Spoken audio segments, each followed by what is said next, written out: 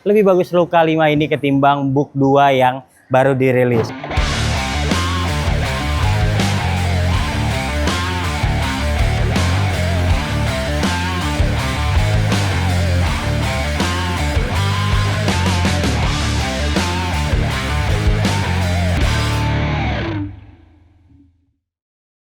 Kalau bicara tampilan, sepatu Luka Doncic itu dari generasi pertama sampai kelima itu mirip-mirip. Tapi untuk seri yang kelima ini dia peningkatannya ada di cushioning. Jadi lebih empuk, lebih bouncy, dan lebih aman. Sementara ada beberapa kekurangan yang bikin sepatu ini kayaknya tetap nggak laris di pasaran deh. Buat Anda yang penasaran, saksikan video ini sampai selesai.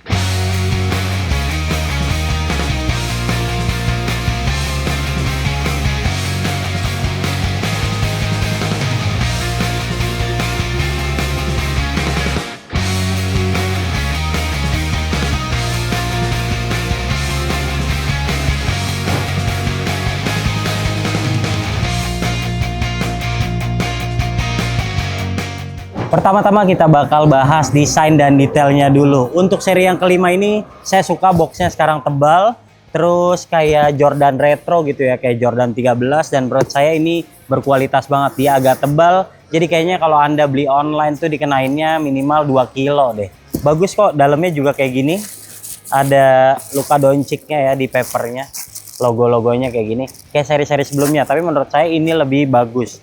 Sementara untuk tampilannya ini sebenarnya mirip banget sama yang seri pertama, seri yang terbaik, yang paling laris di pasaran. Sementara untuk seri kelima ini identiknya dengan plat plastik di bagian sini nih. Terus dia ada 3 pilihan bahan. Jadi ada yang suede kayak gini, ada yang fuse material, dan ada yang kulit sintetis. Secara keseluruhan di sini simple banget, logo Luka Doncic, terus jamen, sama di insole juga ada, dan di bagian telapaknya kayak gini nih, logo Luka Doncic lagi. Saya suka sih ini sepatu, tampilannya berkelas dan nilainya 9 dari 10.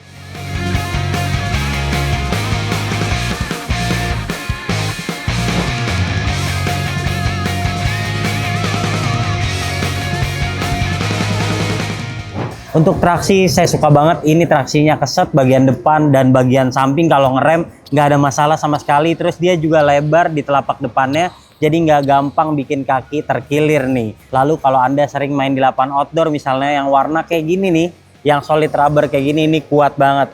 Lihat deh, traksinya herringbone, no gimmick. Terus dia tebel banget kayak gini. Di bagian luar-luarnya juga masih ada polanya, jadi tentu bikin grip di lapangan semakin bagus. Tapi dia nggak ada outrigger yang sampai ke samping gitu ya. Nggak apa-apa sih, cuma ini sepatu emang agak flat ya.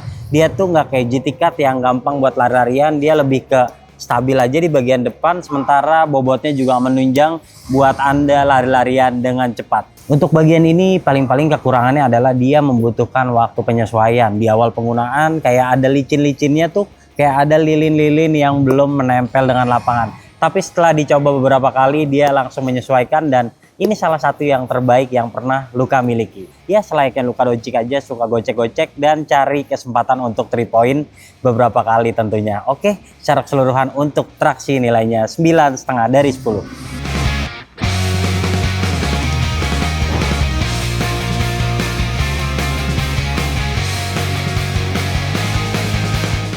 Untuk bantalan ini yang menurut kami ada peningkatan yang berarti banget. Sekarang jadi bouncy, jadi enak buat lompat-lompatan. Oh iya, cushioningnya itu pakai Cushlon 3.0, jadi empuk banget nih di bagian sini. Lalu di bagian depannya dia ada zoom stroble-nya. Ini membal banget. Buat Anda yang suka lompat-lompatan, pakai bagian depan sini tentu akan enak banget. Terus dia mendaratnya juga bagus. Cushioningnya ini juga tebal. Makanya banyak big man yang pakai sepatu Luka Doncic. Kemudian berbicara insole, dia juga flat kayak gini, terus nggak terlalu tebal, tapi dia empuk banget nih. Tapi dia itu agak berat ya. Buat Anda yang suka mengandalkan kecepatan, kayaknya sepatu Kobe adalah pilihan yang lebih tepat ketimbang Luka Doncic ini. Ini lebih kayak pemain yang eksplosif, terus kayak pemain yang lebih mencari sepatu yang stabil. Pilihan Luka Doncic ini emang paling tepat saat ini. Secara keseluruhan untuk cushioning nilainya 9,5 dari 10.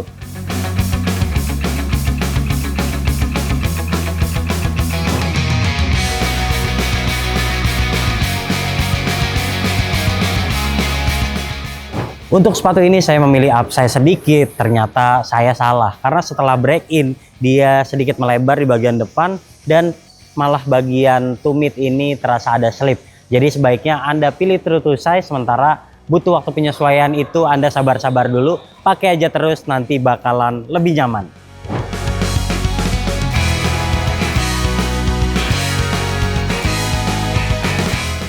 Bahan atas jujur aja ini kurang menarik ya. Dengan harga 2 juta lebih sedikit, dia itu ada beberapa pilihan. Salah satunya yang sweat kayak gini nih. Ini jelas susah banget dibersihinnya. Jadi kalau udah kotor, kayaknya pikir 2 kali nih bersihinnya, harus pakai yang kering gitu ya, yang sabunnya yang tidak terlalu basah. Sementara ini sepatu juga terasa gerah karena minimnya ventilasi. Ventilasi cuman ada di bagian lidah bawah sini, sementara di bagian samping dan di bagian depan ini tertutup banget nih kayak gini nih.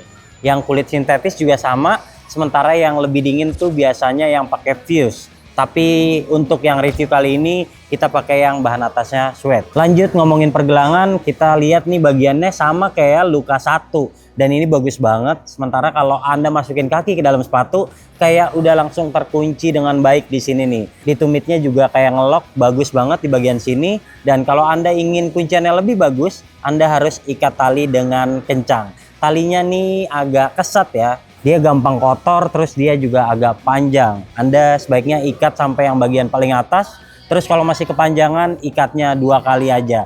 Lanjut di bagian lidah, dia agak lebar. Terus di bagian dalamnya ini polos. Sementara kalau Anda ikat dengan kencang nih, lidahnya mampu menjaga. Jadi nggak langsung terbentur sama pergelangan kaki Anda. Lebih enak nih. Paling-paling yang saya komentarin adalah bahan atasnya ini tergolong biasa aja, dia itu bikin bobotnya jadi terasa lebih berat. Jadi keseluruhan bahan atas yang ini pakai sweat, sisanya tuh cuman bahan-bahan plastik ini aja nih.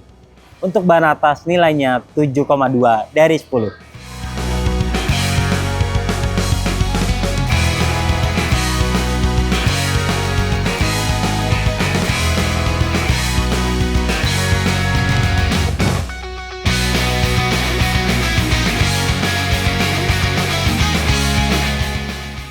Nah, untuk kunciannya ini tuh bagus, jadi pergelangannya bagus, terus dia bagian depannya juga nggak bikin kaki gampang terkilir. Sementara nih plat plastik di bagian tengah nih, ini juga bikin kestabilan lebih bagus lagi, sehingga buat orang yang bobotnya besar, kalau Anda habis lompat ini mendaratnya sempurna dan juga terjaga karena impact protectionnya bagus. Dia juga cushioningnya tebal, jadi umur pakainya kayaknya panjang nih. Pakai sepatu yang generasi terbaru ini juga bouncy, jadi nyaman banget nih untuk bicara cushioning.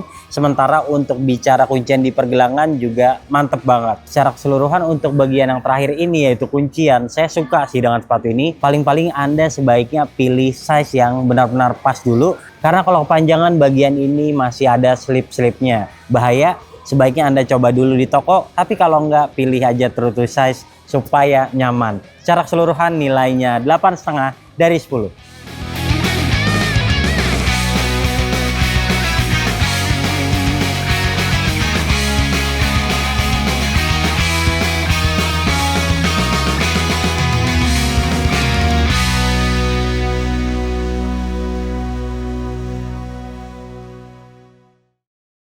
Kesimpulannya Luka 5 ini menarik banget. Dia punya cushioning yang bagus, terus dia kunciannya juga terasa ditingkatkan. Jadi buat Anda yang lagi cari sepatu basket apa, menurut saya lebih bagus Luka 5 ini ketimbang Book 2 yang baru dirilis. Sementara untuk nilai dari kami adalah 8,7 dari 10. Jika Anda suka video ini, jangan lupa klik like, subscribe, serta tulisan komen di kolom komentar. Share video ini ke teman-teman kalian dan sampai jumpa di video kami selanjutnya. Bye-bye.